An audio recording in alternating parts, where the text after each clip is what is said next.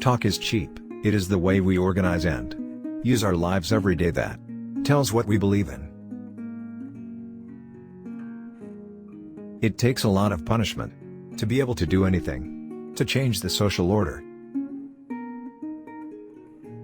Self-dedication is a spiritual experience. When any person suffers for someone in greater need, that person is a human. When you sacrifice, you force others to sacrifice. It's an extremely powerful weapon. 1968, I became a vegetarian after realizing that animals feel afraid, cold, hungry, and unhappy like we do. There are many reasons for why a man does what he does. To be himself, he must be able to give it all. If a leader cannot give it all, he cannot expect his people to give anything. Just as Dr. King was a disciple of Gandhi and Christ, we must now be Dr. King's disciples. Dr. King challenged us to work for a greater humanity. I only hope that we are worthy of his challenge. The love for justice that is in us is not only the best part of our being, but it is also the most true to our nature. What I do shows people what kind of person I am. When you have people together who believe in something very strongly, whether it's religion or politics or unions, things happen. Together, all things are possible. Never is it possible to reach someone if you become angry or bitter. Only love and gentleness can do it. Maybe not this time, but maybe the next or the 100th time. We must understand that the highest form of freedom carries with it the greatest measure of discipline. You cannot uneducate the person who has learned to read. Concentration is inspiration. You must be completely overtaken by your work and your subject. Only then do all your influences and experience come up to the surface. I've always maintained that it isn't the form that's going to make the difference. It isn't the rule or the procedure or the ideology, but it's human beings that will make it. It's ironic that those who till the soil, cultivate and harvest the fruits, vegetables, and other foods that fill your tables with abundance, have nothing left for themselves. Kindness and compassion toward all living things is the mark of a civilized society. True wealth is not measured in money or status or power. It is measured in the legacy we leave behind for those we love and those we inspire. We do not need to kill or destroy to win. We are a movement that builds and not destroys.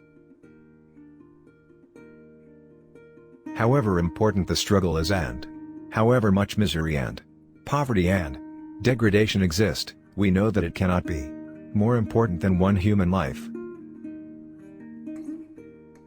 If you give yourself totally to the non-violence struggle for peace and justice, you also find that people give you their hearts and you will never go hungry and never be alone. I think one of the great problems is confusing people to the point where they become immobile. In fact, the more things people can find out for themselves, the more vigor the organization is going to have. If you win non-violently, then you have a double victory. You have not only won your fight, but you remain free. Non-violence has suffered its biggest defeat in the hands of people who most want to talk about it. In non-violence, the cause has to be just and clear as well as the means. Violence just hurts those who are already hurt. Instead of exposing the brutality of the oppressor, it justifies it. Organizing is an educational process. the best educational process in the union is the picket line and the boycott. You learn about life. The only ones who make things change are fanatics. If you're not a fanatic around here, you can't cut it. You know, if people are not pacifists, it's not their fault. It's because society puts them in that spot. You've got to change it. You don't just change a man, you've got to change his environment as you do it. If we are full of hatred, we can't really do our work. Hatred saps all that strength and energy we need to plan. Nonviolence means people in action.